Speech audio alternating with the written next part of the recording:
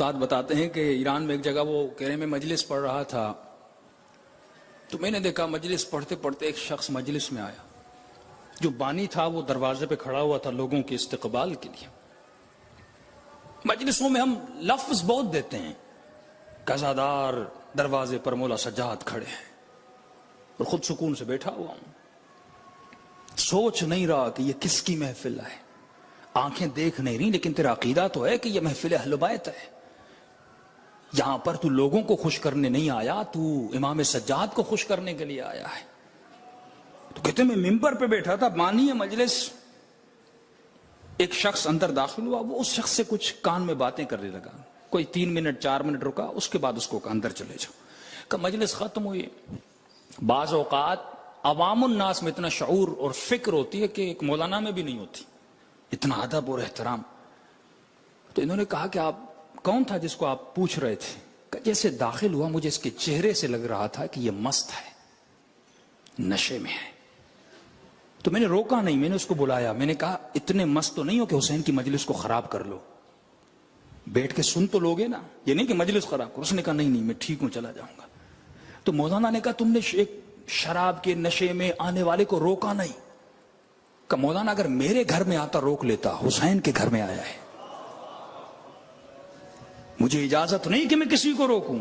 ہاں یہ ہے کہ مجلس خراب نہ ہو, مجلس کا ماحول خراب نہ ہو. جب اس نے کہہ دیا نہیں میری حالت صحیح ہے بیٹھا ہوں, کہ کیا مقصد کہ یہ مجلس میں آئے بیٹھے, یہ وہی جگہ ہے جہاں پہ بیمار کو شفا ملتی ہے. یہ مستشفیٰ حسین ابن علی ہے, یہ حسین کا ہاسپٹل ہے. ہاسپٹل میں بیمار آیا کرتا ہے, جس کے اندر روح کی بیماری, جس کے اندر فکر کی بیماری, جس کے اندر عقل کی بیماری. اور کئی لوگ ایسے ٹھیک ہو گئے. جب بھی قم جائیں تو پل آہنچی کے پیچھے قبرستان ہے, قبرستان قم نو, جہاں پر شریعت مداری اور رسول ترک اور بہت سارے ذاکرین علماء کی وہاں قبریں ہیں. تہران کا ایک بدماش نام تھا رسول ترک. بدماش کا مطلب پورا سال شراب پینے والا. محلہ اس سے ڈرتا تھا, لوگ اس سے ڈرتے تھے, تو لہٰذا یہ مجلس میں بھی جاتا تھا. 10 دن جب محرم کے آتے تھے. اب بچپن سے مجلس اس کی عادت تھی, فکر نہیں تھی. اب جو انجمن مجلس کرواتی تھی, اشرا کرواتی تھی, اب ظاہر مجلس میں جیسے داخل ہوتا تھا بالکل سامنے آ کر مولانا کے بیٹھ جاتا تھا. اب اتنا شہر کا بدماش کہ کوئی اسے روک بھی نہیں سکتا تھا. پتا تھا آج جھگڑا کریں گے کل یہ شہر میں پکڑ لے گا. کبھی کبھی کراچی میں بھی ایسی گنڈا گردی ہوتی تھی. اب کریں تو کیا کریں. لوگوں نے انجمن والوں کو کہا کہ بھائی تمہاری مجلس بدنام ہو رہی ہے. کہ کیسے بدنام ہو رہی ہے؟ کہ لوگ کہہ رہے ہیں اگر پوچھا جاتا ہے کس کی مجلس میں جا رہے ہو, کہا وہ مجلس جہاں پہ وہ رسول شرابی آتا ہے. تمہاری مجلس کسی شرابی کے نام سے خراب ہو رہی ہے, بدنام ہو رہی ہے. تو بانیان مجلس نے جرت کی, رسول ترک کو بلایا. 4-5 دن مجلس کے گزرے, اور اس کو جب داخل ہو رہا تھا تو بانی مجلس نے اپنے پاس بلایا. کہا دیکھو رسول بھائی آپ روز آتے ہو, مجلس میں بیٹھتے ہو, حسین کی مجلس سے, ہم آپ کو روکنا نہیں چاہتے, لیکن ایک خواہش ہے, ہماری انجمن کا نام خراب ہو رہا ہے, ہمارا اشرا بدنام ہو رہا ہے. مثلا پہلے انجمن ابو الفضل العباس تھا, تو اب کہا جاتا ہے کون سی انجمن میں جا رہے ہو؟ کہ وہ انجمن جہاں پہ رسول شرابی آتا ہے. کہ اہل بیت کا نام خراب ہو رہا ہے. ایک کام کرو, اتنی تہران میں مجلس ہو رہی, کسی اور مجلس میں چلا جا, برائے مہربانی ہاتھ جوڑتے ہیں کہ آج کے بعد اس مجلس میں نہ آنا, حسین کی مجلس خراب ہو رہی ہے. رسول ترک کہتا میرا دل بہت دکھا. میں نے ایک جملہ کہا, میں نے کہا ٹھیک ہے اب عادت ہے, مجلس میں آتا ہوں, سکون نہیں ملتا نہ ہوں, تو ایک کام کرو, اگر تم پہلے مجلس کی صف اول میں بیٹھنے نہیں دیتے تو مجھے بالکل جہاں پہ آخر میں لوگ جوتے رکھتے ہیں, اجازت تو وہاں بیٹھوں اور حسین کی مجلس. انہوں نے کہا نہیں رسول تمہیں سب جانتے ہیں, تیرا چہرہ مشہور ہے, سب جانتے ہیں تیرے کام کیا ہیں, تیری حرکتیں کیا ہیں, کہیں اور چلا جا, حسین کا ذکر ہے گھر میں کر لینا. ایک جملہ کا دیکھیے, کبھی کبھی منہ سے نکلا ہوا ایک لفظ مقام قبولیت بن جاتا ہے.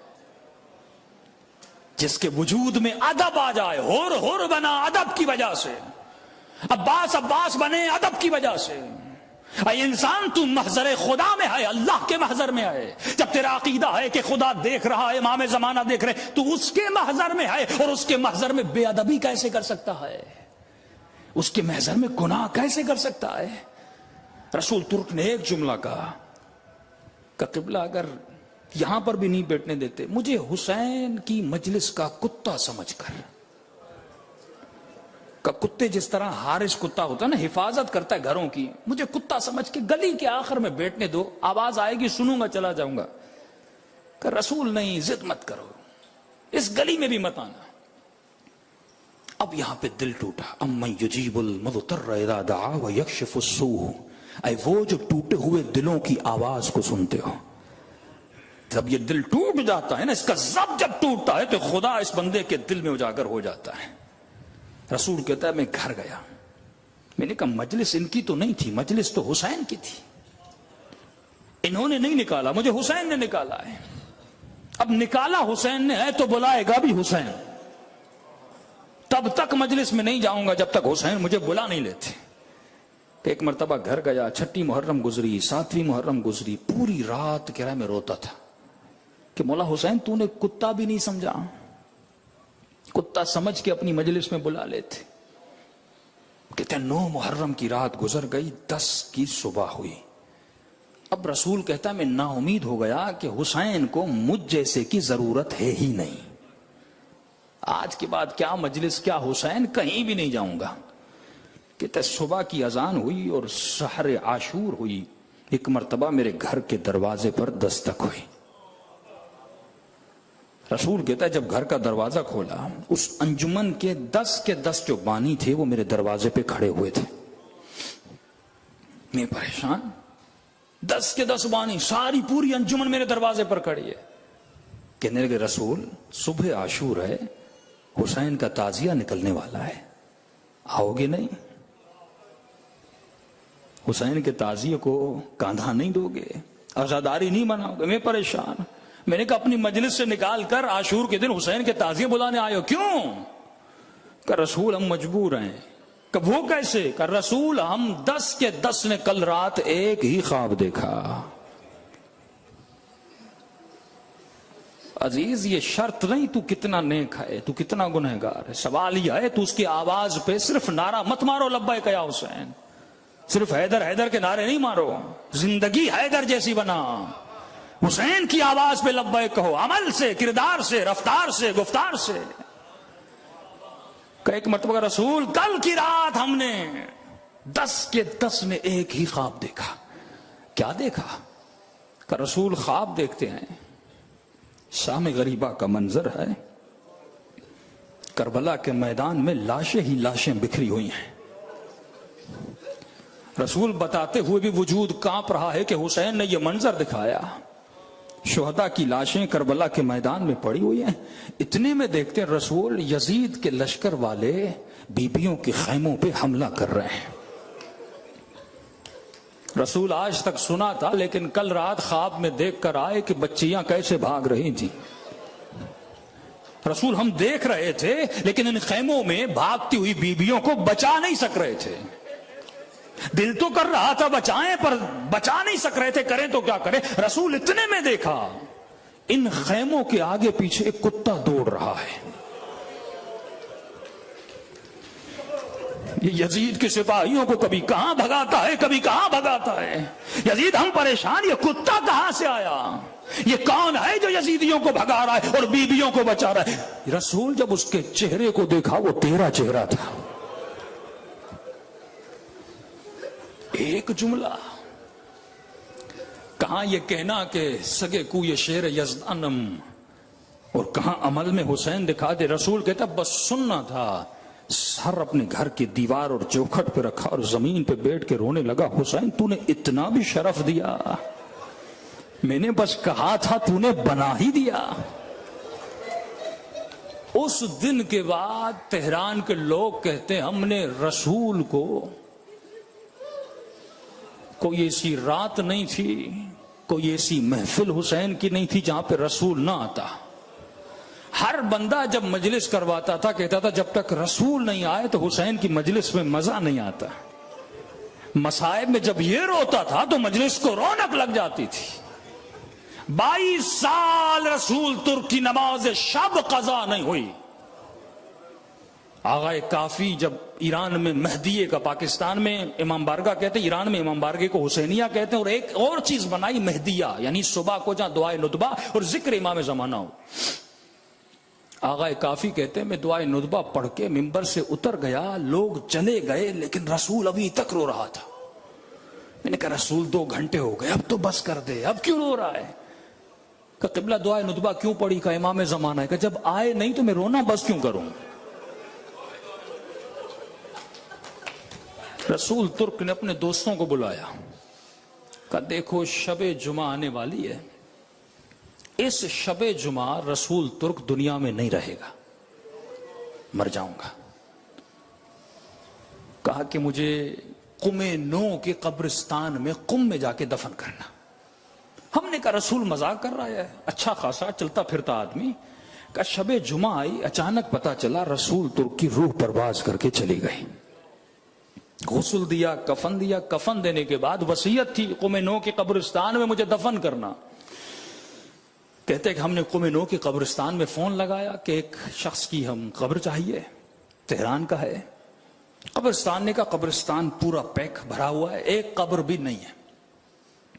انہوں نے کہا رسول ترک کی وصیت تھی، لے جانا تو ہے. کہتے ہم لے گئے، ہم نے کہا وہاں جائیں گے دیکھا جائے گا. کہ جب قم پہنچے، قبرستان کے دروازے پر پہنچے، ایک جوان شخص دوڑتا ہوا آیا.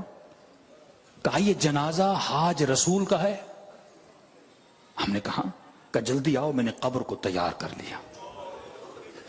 یہ لوگ پریشان، ایک قبر نہیں تھی اور قم پہنچے قبر تیار ہے. کہ بھائی یہاں تو قبر بھی نہیں مل رہی تھی، آپ نے قبر بنائی کیسے؟ آپ کو پتا کیسے چلا یہ جنازہ فلاں کا ہے اور آپ انتظار کر رہے ہیں؟ کہا کہ میں نے، ایران میں رسم ہے اپنی قبروں کو خریدا جاتا ہے اپنی زندگی میں، کہ مر جاؤں تو مجھے یہاں دفن کرنا. کہ اس قبرستان میں میں نے ایک زمین کا ٹکڑا اپنے لیے خرید لیا تھا کہ جب مروں گا تو یہاں دفن کریں گے. اب قبرستان سیدہ معصومہ کے حرم سے بڑا قریب ہے، علماء مدفون ہے. کہ رہے کل رات خواب میں امام حسین کو دیکھا. امام نے فرمایا زادار آج حسین تجھ سے کچھ مانگنا چاہتا ہے.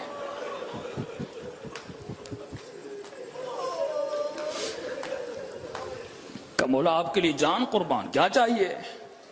امام فرماتے جو تیری قبر ہے نا وہ حسین کو دے، ہم تجھے ایک اور قبر دیں گے. اس نے کہا مولا آپ کی قبر تو کربلا میں ہے، آپ کو قبر کی کیا ضرورت؟ امام فرماتے نہیں، کسی ایسے کے لیے قبر چاہیے جس نے میری لاج رکھی ہے. کل انتظار کرنا، میرے چاہنے والا آئے گا، اس کا جنازہ یہاں پہ دفن کرنا. جب بڑے سے بڑے شرابی جب نیکی پر آئے، امام فرماتے تو اپنے قدموں کی کروٹ کو بدل، تو جس راستے پہ چل رہا اس راستے سے ہٹ جا، حسین کے راستے پہ پھر دیکھ حسین تیرے لیے کرتے کیا ہیں.